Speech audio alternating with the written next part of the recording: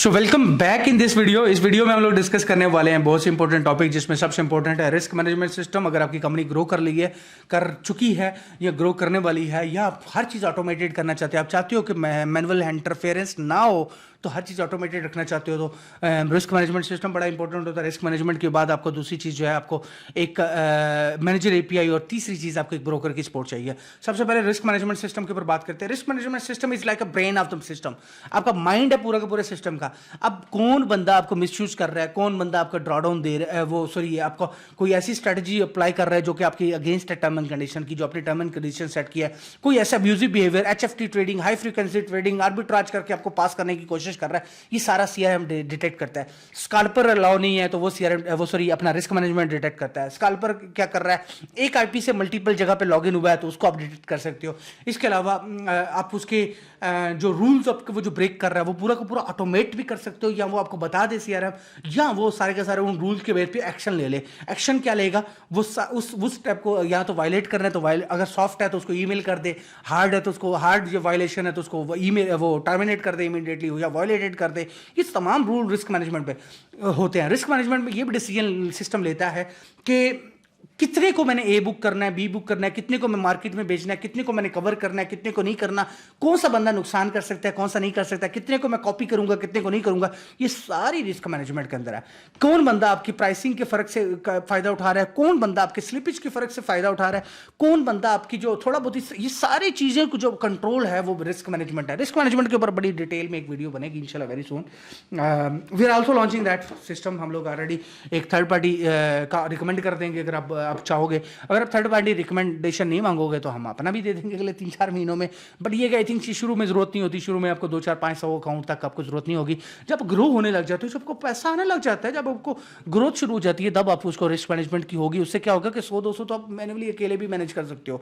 लेकिन अगर अकाउंट ही आपके पास हजारों होंगे, कल को ग्रो होगे और अब आप मैन्युअली मैनेज नहीं कर सकते, अब आप बंदे कितने बैठाओगे, और बंदों का अपना दिमाग है भाई। अब बंदे अपनी दिमाग के हिसाब से डिसीजन लेंगे। अब रिस्क मैनेजमेंट में वो रूल पे चलता है। अब एक बंदे ने सोचा, मैं डीलिंग रूम की भी एक एग्जांपल है, ब्रोकर्स भी इसलिए रखते हैं।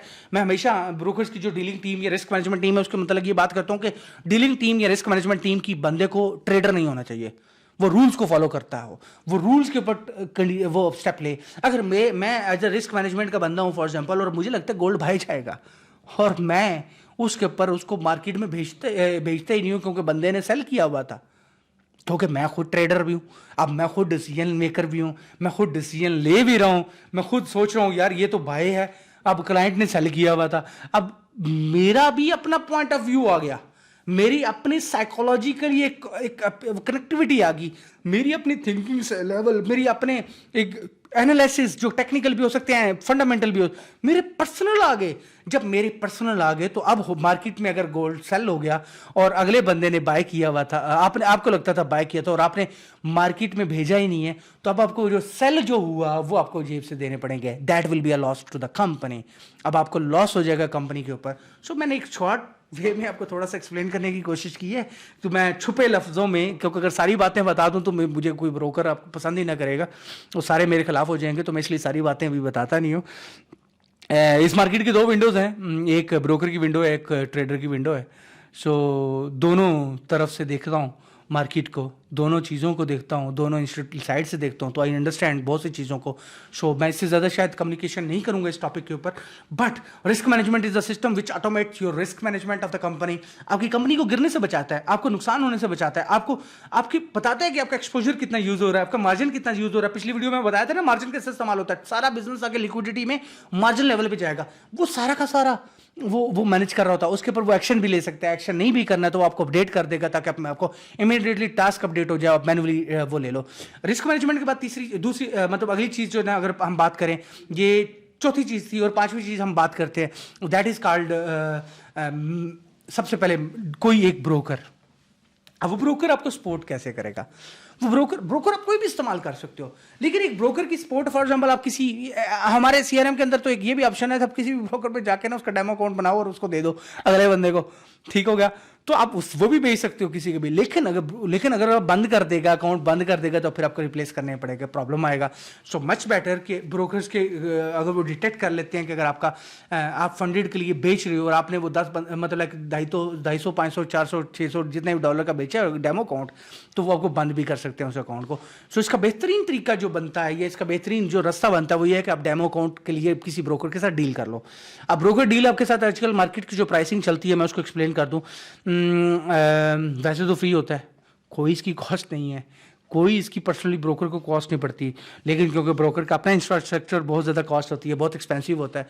जो आजकल प्राइसिंग चल रही है, मैंने नोट किया है, जो मेटा ट्रेडर 4 और 5 किया है, वो तकरीबन $12 पर अकाउंट होता है। ये सबसे कम प्राइस बता रहा हूँ, वरना 15 भी चार्ज करते हैं, कुछ तो कहते हैं प्रॉफिट शेयरिंग, कुछ ये करते हैं, कुछ सेल शेयरिंग, लेकिन जो नॉर्मल प्राइस है वो $12 पर अकाउंट के हिसाब से होता है। तो कुछ ब्रोकर्स ऐसे हैं जिस तरीके से 8 कैप और इस तरह की मल्टीपल थिंक मार्केट्स और ये लोग वो तो उनका तो अपना बिजनेस है ही नहीं है, वो सिर्फ और सिर्फ डेमो अकाउंट बेच रहे हैं। ठीक हो गया। अब वो डेमो अकाउंट बेचने से भी वो महीने का $20-25 कमा रहे हैं, तो उनके ऊपर डिपेंड करता है, इससे भी ज़्यादा कमा रहे हैं शायद।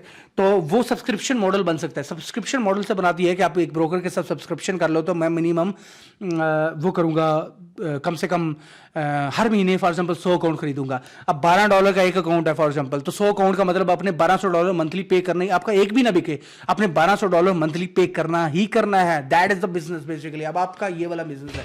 अब इस वाले से आपको लॉजिकली आपको एक बड़ा बेनिफिट हो सकता है। इस वे से आपको मंथली बेसिस के ऊपर आपको एक पूरा एक स्ट्रक्चर जो है मिल जाएगा।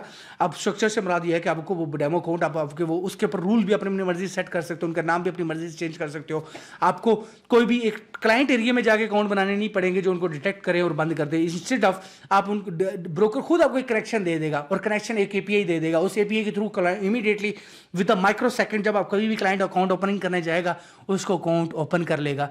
सो इमीडिएटली उसके ऊपर अकाउंट बंद भी जाएगा, उसके पूरा उसको पता भी होगा, आपको पता होगा बंद नहीं होगा। उसको प्रॉपर रिस्क मैनेजमेंट के साथ भी कनेक्ट कर सकते हो, सीआरएम के साथ भी कनेक्ट कर सकते हो, तमाम रूल्स के साथ भी कनेक्ट कर सकते हो। तो ये सपोर्ट ब्रोकर करता है। इसके लिए अगर आपके पास कोई भी ब्रोकर जो MT5 MT4 या कोई भी है, तो वो आप अपनी मर्जी के सीआरएम के अंदर इंटीग्रेट कर सकते हो। अगर आपके पास ब्रोकर भी नहीं है तो you will come back to me.